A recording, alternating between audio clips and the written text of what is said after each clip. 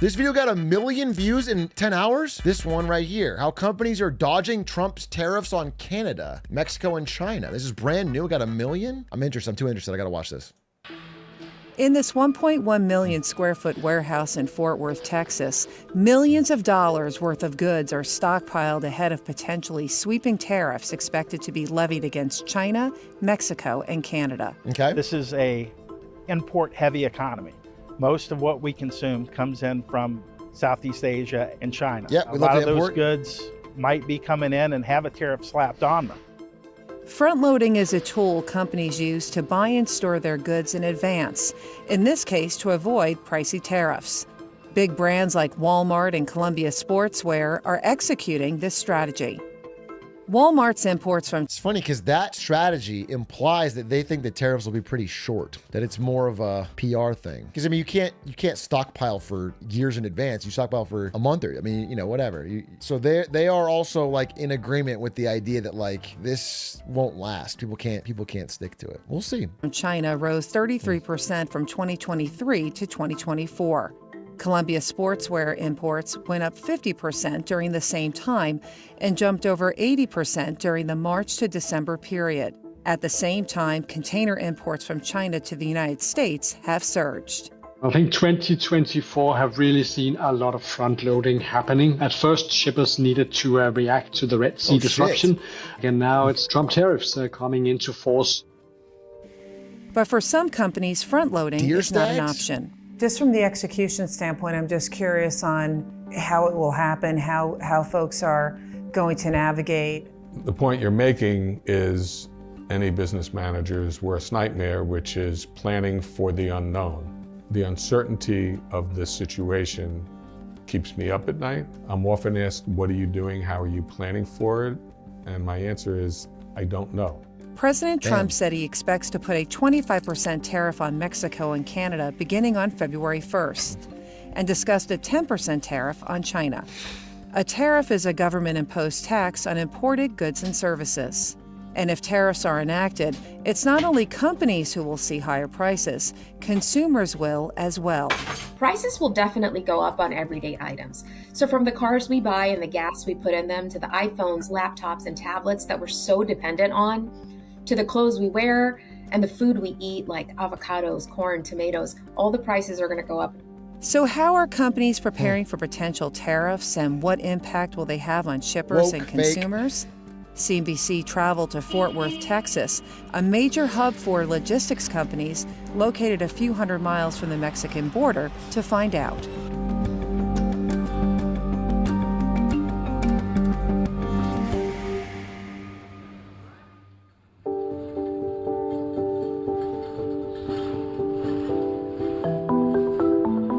Paul Brazier is the head of global supply chain for ITS Logistics, a leading U.S. shipper with annual revenues of about $1 billion. Okay. So tell us a little bit about this facility.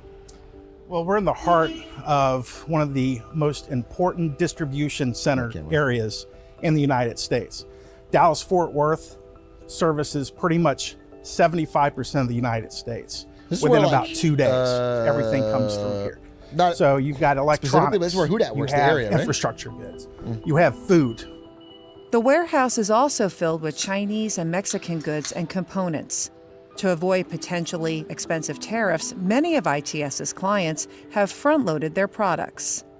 Starting in November of 2024, shippers of all sizes started bringing in their product to avoid the Trump tariff. Lenovo imports from China rose 22% from 2023 to 2024.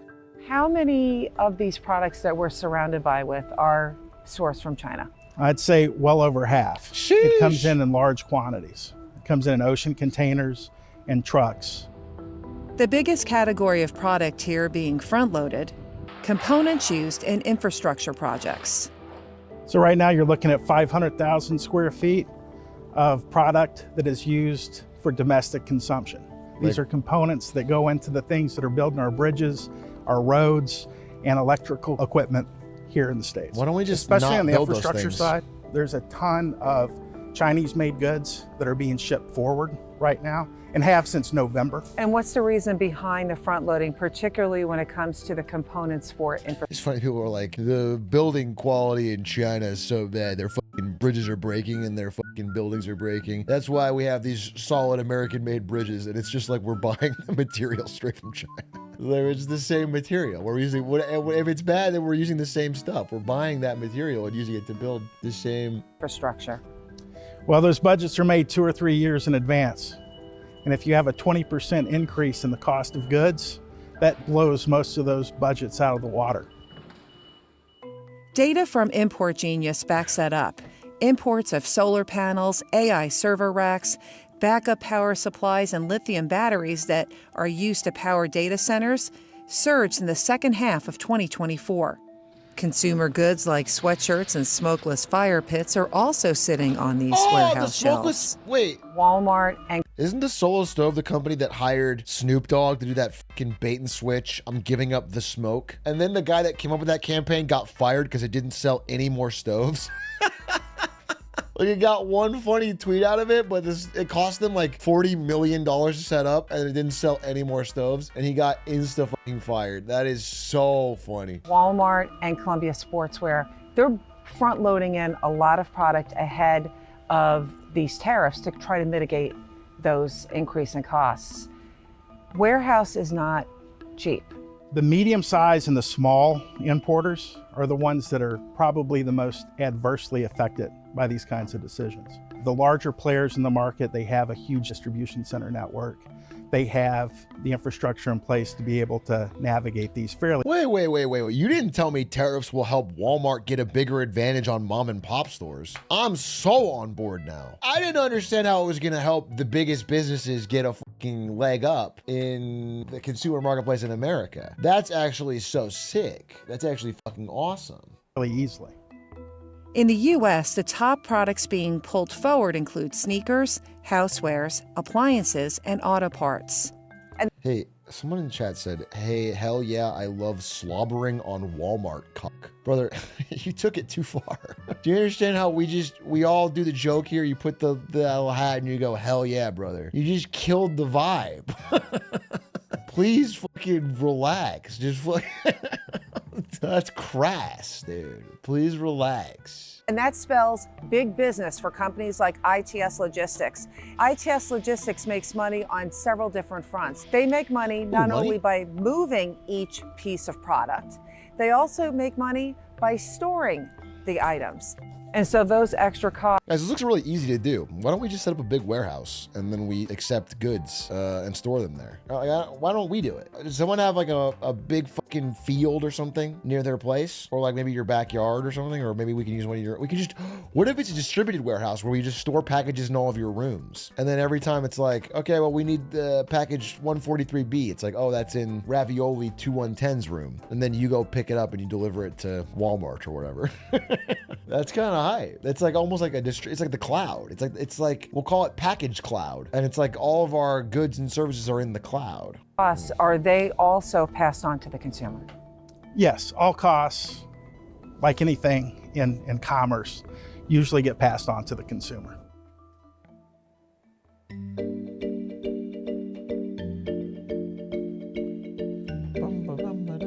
Rick Muscat is the president of Dear Stags, a family business that makes $50 men's shoes sold at Macy's, Kohl's, JCPenney, and Amazon.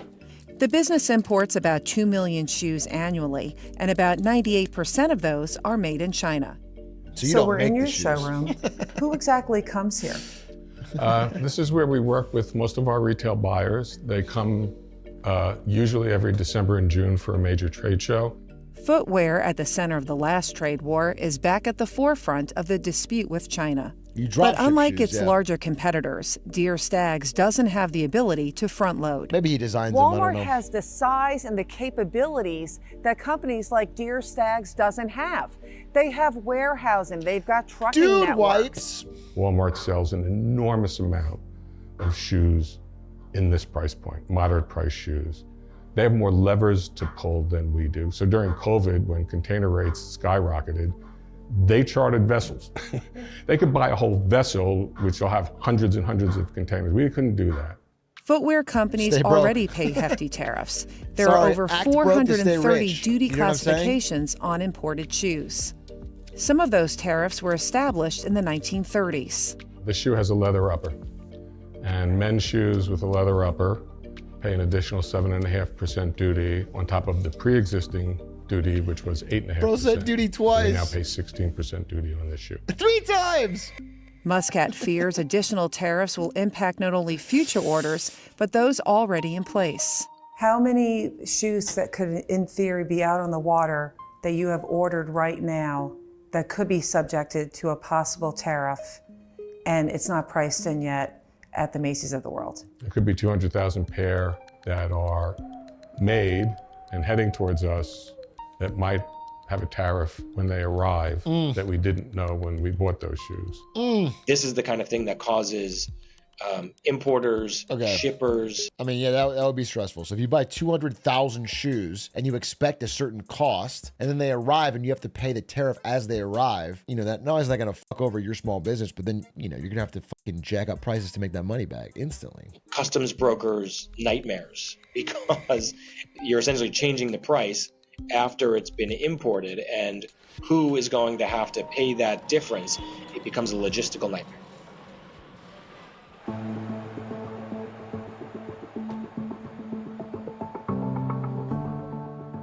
To prove he's on the hook for the tariffs, Muscat showed us his invoice from U.S. Customs. Can you explain to us what exactly this is and show us in terms of who is paying the tariff? When we import the shoes into the United States, U.S. Customs and Border Control sends us an invoice and takes the money out of our account. Once the importer pays that tariff, it's part of our cost of goods, and it affects our selling price accordingly. And it lists the product we brought in. Well, they're really breaking down the basics. And in this particular group, we have 3 or 4 different. Well, this is good to understand. I think everyone should just watch this part. Like, this is what a tariff is. I made a video on this because I was like, people should know, this is what it is. This is why it's going to lead to increased prices. There's no like special trick to it. Some were at 6% duty, some were at 12.5% duty, and the aggregate of all of this came to a total duty of $6,133.90. You just keep saying duty though. For the shipment. We were billed that amount, and U.S. Customs pulled that amount from our checking account at Chase Bank. So not China's bank account, but we your paid, bank we account. Paid for it, yes. Muscat says higher tariffs will translate into higher prices for his consumers. The increase in the tariff will ultimately show up at the price tag when a consumer goes into a store, and the consumer will pay more. Prices are definitely going to increase. And I think that's a big message that consumers need to be aware of is tariffs are paid for by the consumer.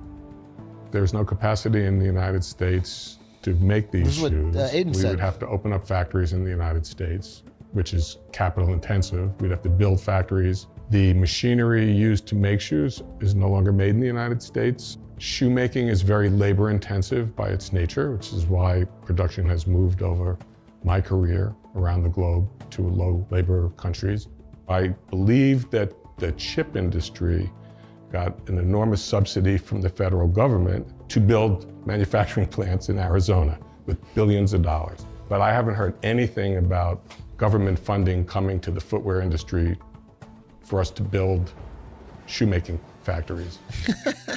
Yeah, why not? Why not? Let's put a tariff on everything and then let's government subsidize every industry. Let's just go full mask off. Forget about the market. I think everything should be subsidized. We should just print all the money. That'll work so well.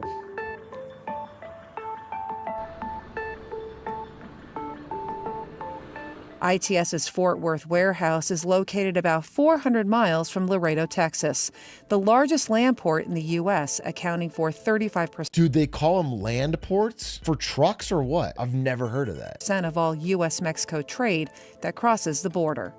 And what about Mexico? How much of Mexican trade comes here? More and more. There's one whole side of this warehouse that's probably 50% Mexican goods. But higher tariffs on Mexican goods could disrupt that pipeline. The expansion of tariffs on Mexico and Canada, how is that going to impact the flow of trade?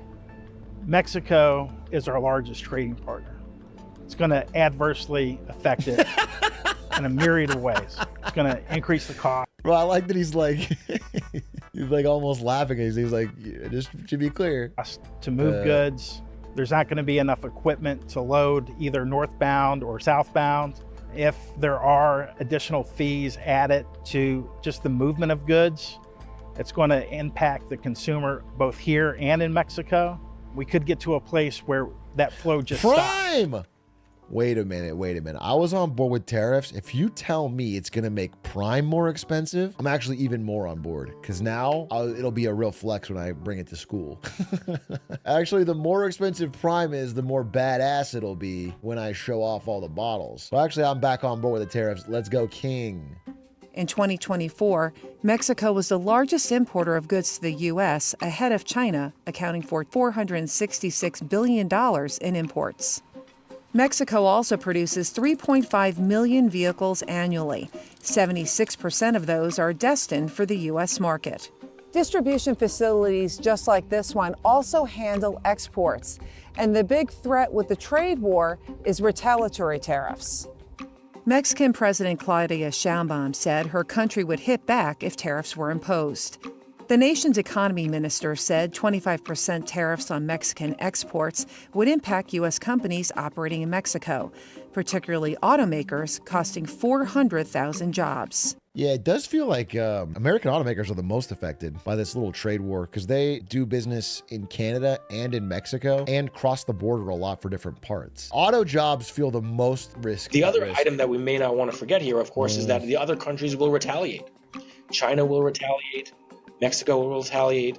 European countries will retaliate if we become more hostile for them.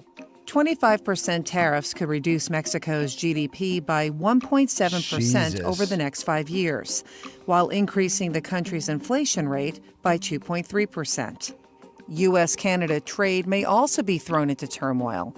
Canada, the largest source of U.S. petroleum and crude oil, a top mineral provider for EV production, is also a major supplier of chlorine used to disinfect drinking water. Almost all of Canada's chlorine exports go to the U.S. Canadians are putting chlorine in our fucking water. Double the tariff. Get your fucking Canadian chemicals out of our water. Triple it. How regressive is a tariff when it comes to the impact on the supply chain? Well, it's a pass-through cost. Everything that we do gets passed to the consumers. So they said the same thing like 8 times. I think this video is like trying to really handhold you through it. Like, hey, listen, we talked to business owners. This is what's going to happen. It will be passed on the cost. Just there's no fucking. I agree. I mean, that's what I've been saying. It's like there's not a secret trick here. It's not gonna. The best case scenario is that over the very long term, some factories open up here. But certainly in the 2025, 2026 range, it's just expensive.